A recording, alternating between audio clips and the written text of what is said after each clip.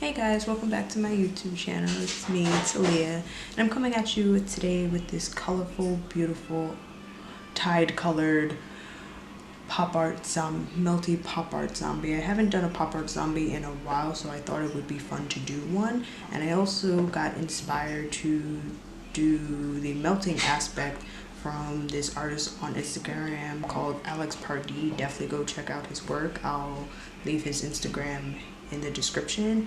And I also got like all these cluster of holes from a pop art zombie picture from Jordan Hanz, and I'll also leave where you can find the picture on her Instagram in the description below.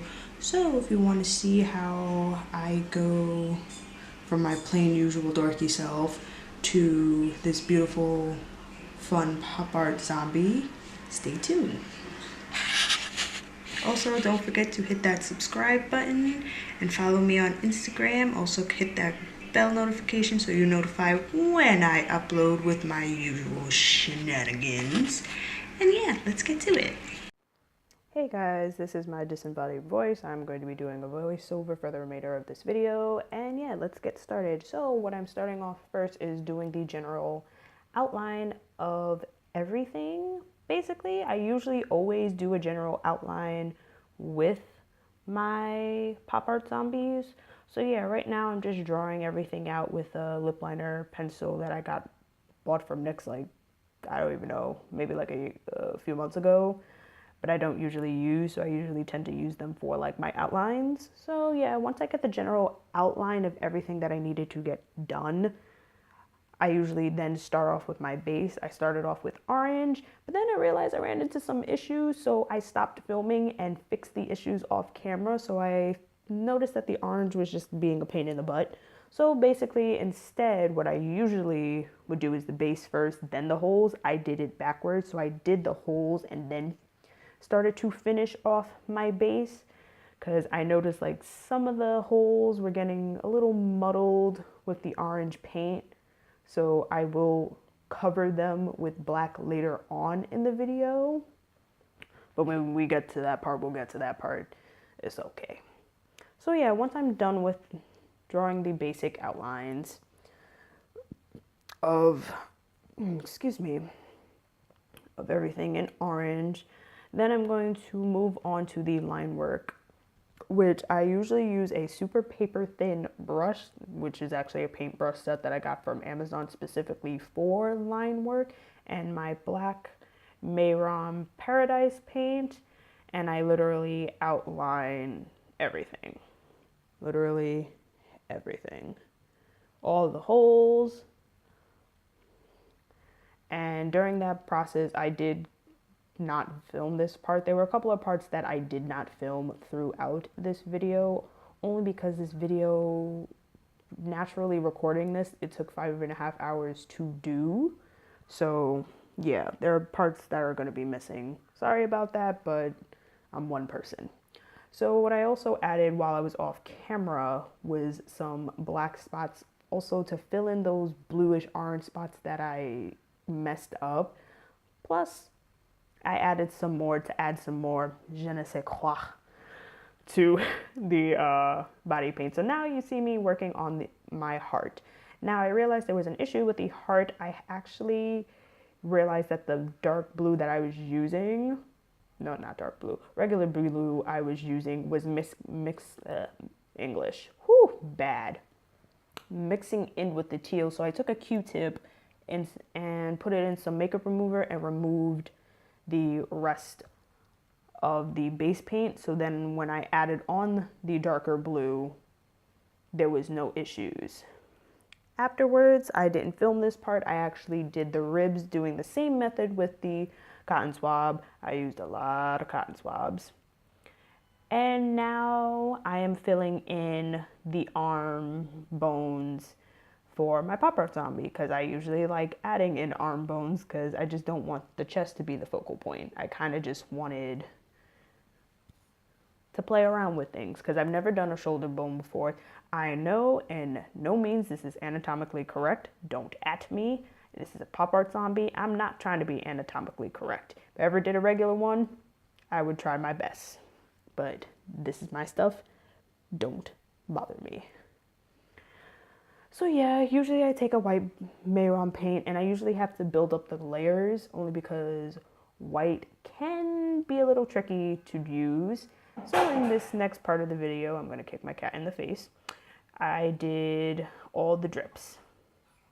Now I'm on to the face part. So now I'm taking my Pacifica Cherry Matte Primer and adding that all over the face only because I have very oily skin. And I'm going to be putting cream on my face, so I really don't want any of that cream to start breaking down. So now I'm taking my Touch of Soul No Poreblem Primer to, you know, get rid of these pores, because, yo, my pores is wild. The struggles of an oily skin person.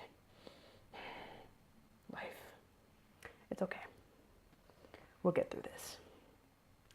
So I didn't film putting on the cream paint only because, whew, Lord, that was not fun putting it on. I actually had to take it off and put it back on because I didn't have the right color that matched the body paint because I mixed my colors wrong. Thank you, Mom, for my saving grace. So now I'm taking my CoverGirl, Maybelline. Lord, Talia, you cannot English. And now I am putting that as my eyeshadow base. And then I blend it out. Now I'm taking my Sugar Pill eyeshadow in the color Kimchi and packing that all over my lid.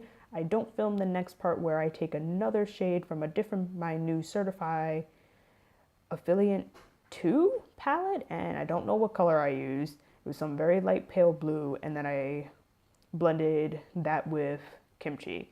Then I added me a nice orange graphic liner using the Suva Beauty Hydra liner, and then I used my NYX Epic Ink eyeliner and added just a little smidgen of black. Now I'm taking my white Mehron paint, and now I'm doing the teeth. Now my smart behind should have got my lazy butt up and got my actual teeth, like not my teeth, my brush that I use for my teeth, but I was just too lazy and I was too focused on doing this makeup. So the teeth look a little, they could be better, but what can you do?